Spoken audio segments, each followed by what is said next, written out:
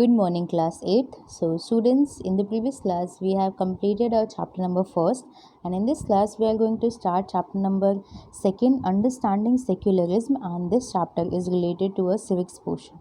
So, the very first page, which is page number 19, so we are starting from this introductory portion first.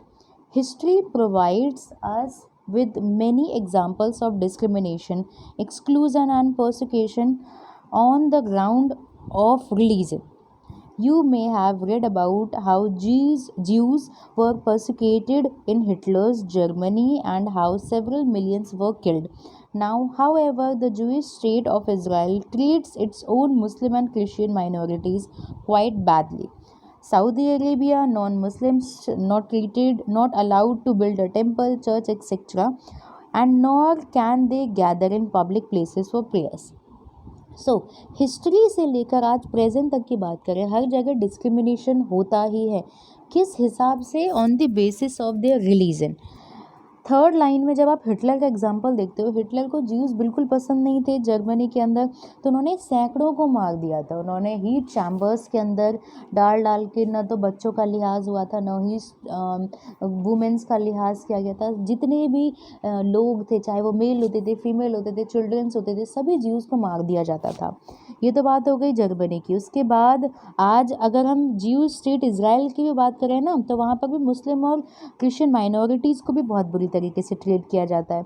Saudi Arabia में जो मुस्लिम नहीं हैं उनको temple build करने की, church build करने की इजाज़त नहीं है. पब्लिक प्लेसेस में वो प्रेयर नहीं कर सकते हैं. तो ये क्या है? एक तरीके से हम on the basis of their religion उनके साथ डिस्क्रिमिनेशन कर रहे हैं. Second paragraph, the light blue color portion. In all the above examples, members of the one religious community either persecute or discriminate against members of other religious community. यहाँ पर क्या हो रहा है? एक रिलीजियस कम्युनिटी का इंसान दूसरे रिलीजियस कम्युनिटी के साथ भेदभाव कर रहा है. These acts of discrimination take place more easily when one religion given official recognition by state as at the expense of other religion. अब एक ही कंट्री में 5-6 रिलीजियस लोग रहते हैं अलग अलग रिलीजन के, पर जब एक स्टेट किसी एक रिलीजन को ऑफिशियली रिकॉग्नाइज कर देता है, जैसे एक मुस्लिम कम्युनिटी है, मुस्लिम कंट्री वो अगर रिकॉग्नाइज हो जाती है, तो वहाँ जो मुस्लिम लोग हैं उन्हें एक तरीके से अ काइंड ऑफ हक मिल जाता है, राइट मिल जाता है दूसरे कम्युनिटी के लोगों को एक तरीके से डिस्क्रिमिनेट करने का. तो जहाँ स्टेट ने क्या किया, अपने अपने आप को एक तरीके से रिलीजन के हिसाब से रिकॉग्नाइज कर लिया.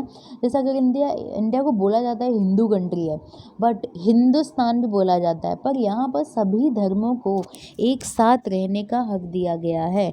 सेक्युलरिज्म है यहाँ पर. हमारी इंडिया के की फीचर्स में हम लोगों ने पिछले क्लास में देखा था. धर्मनिरपेक्ष राष्ट्र है, यहाँ पर किसी एक धर्म को प्रोपोगेट नहीं किया जाता है. तो अगर ऐसा किया जाए तो दूसरा रिलीजन यहाँ पर नहीं एक्सपांड कर पाएगा. Now yellow colour portion.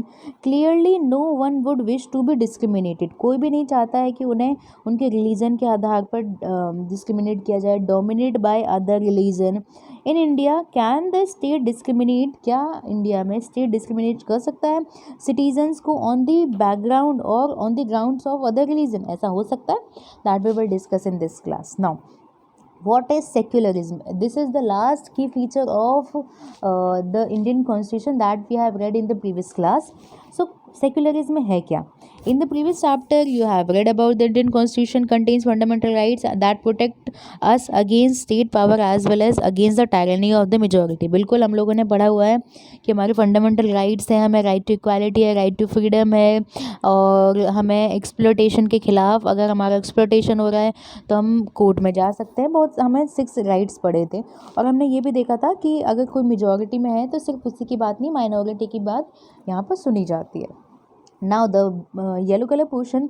The Indian constitution allow करता है हर इंडिविजुअल को the freedom to live by their religion. उनका जो रिलीजन है उस हिसाब से उनके रिलीजियस बिलीफ के हिसाब से वो प्रैक्टिस कर सकते हैं. They interpret these. In keeping with this idea of religious freedom of all, India also adopted a strategy of separating the power of religion and power of state. तो इस धारणा को, आपके आइडिया ऑफ रिलीजियस फ्रीडम को, कि सभी को धर्म के आधार पर आज़ादी मिले, एक स्ट्रैटेजी अपनाई गई है ताकि पावर का सेपरेशन हो सके, रिलीजियस पावर का स्टेट के पावर के अंदर। Secularism refers to this last line of the yellow color portion refers to this separation of religion from the state.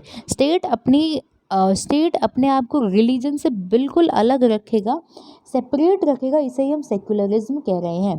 कोई भी स्टेट ये नहीं कह सकता कि मैं इस रिलीजन को बढ़ावा देता हूँ, इस रिलीजन को नहीं देता हूँ, क्योंकि इंडिया में सेक्युलरिज्म है, किसी भी एक रिलीजन को आप बढ़ावा या प्रोपोगेट नहीं कर सकते हो ना। What is it important to separate religion from the state? क्यों अलग किया गया? As discussed above, the most important aspect of secularism is its separation of religion from the state power. State power का religion से कोई मतलब नहीं है, separate कर दिया गया है। सबसे important aspect है ये secularism का। This is important for a country to function democratically. अगर कोई एक state या फिर कोई एक country एक ही religion को follow करेगा, एक ही religion को propagate करेगा, उसे बढ़ावा देगा, तो दूसरे रिलीजन क्या ये डेमोक्रेसी है? बिल्कुल नहीं। डेमोक्रेसी में सबको साथ लेके चलना होता है, यहाँ तो आप कुछ ही कम्युनिटीज़ को साथ में लेके चल रहे हो। सो दैट्स वाई एक कंट्री तभी डेमोक्रेटिकली फंक्शन कर सकती है जब वो वहाँ पर सेक्युलरिज्म हो। Third line, green color portion, almost all countries of the world will have more than one religious group living in them. Within these religious group there will most likely one group that is in a majority. हर देश में अलग अलग religion के लोग रहते हैं और हर देश में कोई एक ऐसा रिलीजन होता ही है जो मेजॉरिटी के अंदर होता है। इफ़ दिस मेजॉरिटी, अगर यहाँ पर हम मेजॉरिटी को ग्रुप को हम एक्सेस दे दें स्टेट पावर की, देन क्या हो जाएगा? could quite easily, third line yellow color portion, could quite easily use this power and financial resources to discriminate against and persecute person of other religion. तो हम यहाँ पे क्या करेंगे? हम उस रिलीजन के लोग जिनको स्टेट ने पावर दे दी है वो ज़्यादा ताकतवर बन जाएंगे, रिसोर्सेज को यूज़ करने में डिस्क्रिमिनेशन करेंगे, दूसरों को देंगे नहीं, अपने आप को ज़्यादा पावरफुल बनाने की वजह से डिस्क्रिमिनेशन यहाँ ज़्यादा फैलता जाएगा। The last third line of the yellow colour portion, this tyranny of the majority could be resulted in discrimination, coercion and at the time even killing of the religious minorities. कई बार ऐसा देखने को मिलता है कि मर्डर्स भी हो जाते हैं, भावनाएं आहत हो जाती है, जिसकी वजह से एक कम्युनिटी के लोग दूसरे कम्युनिटी के लोगों का मर्डर तक कर देते हैं। Pink color portion, the majority could quite easily prevent minorities from practicing their religions. Any form of domination, जहाँ पर domination हो रहा है based on religion, violation है हमारे rights का, आपको rights मिले हुए हैं सोसाइटी के अंदर, that guarantees to each other and every citizen irrespective of their religion. हर इंसान को अपने religion को propagate करने का, expand करने का हक मिला हुआ है, कोई भी इंसान इसे छीन नहीं सकता है। और जहाँ ये सब चीज़ें होने लग जाती हैं वहाँ आपके राइट का वॉयलेशन होने लग जाता है, आपके अधिकारों का हनन होता है और आप इसके लिए कोर्ट जा सकते हो। The last fourth line of the pink colour portion, therefore the tyranny of majority, ये जो मेजॉरिटी और वॉयलेशन ऑफ फंडामेंटल राइट्स है, ये वन रीज़न है वाई इट इज़ इम्पॉर्टेंट। इसीलिए हम लोगों ने स्टेट के पावर को रिलीजन से बिल्कुल अलग रखा है। अगर एक कम्युनिटी को हम पावर दे देते हैं, एक रिलीजियस कम्युनिटी को पावर दे देते हैं, तो हो सकता है डेमोक्रेटिकली बिहेव ना करे। दैट्स वाई हम लोगों ने स्टेट पावर को अलग रखा हुआ है। Now blue colour portion, another reason that is important to separate religion from the state in democratic society because we also need to protect the freedom of individual to exit from the religion, embrace other religion और to have freedom to interpret religious teaching differently. इसलिए भी हमने इनको freedom दी ताकि वो आसानी से easily अपने रिलीजन को फॉलो कर सके। अगर किसी को दूसरा रिलीजन अपनाना है तो वो उसको भी अपना सके, अपने रिलीजियस टीचिंग को वो एक तरीके से फैला सके। अगर हम आज़ादी नहीं देंगे तो वो एकदम बाउंडेड हो जाएंगे। Green colour portion, to understand this point better let us take the practice of untouchability. छुआछूत का हम यहाँ पर एग्जांपल देख लेते हैं। You might feel that you dislike this practice within Hinduism and therefore you want to try and reform it. हमें ये सब पसंद नहीं है तो हम क्या चाहते हैं, इसमें बदलाव चाहते हैं।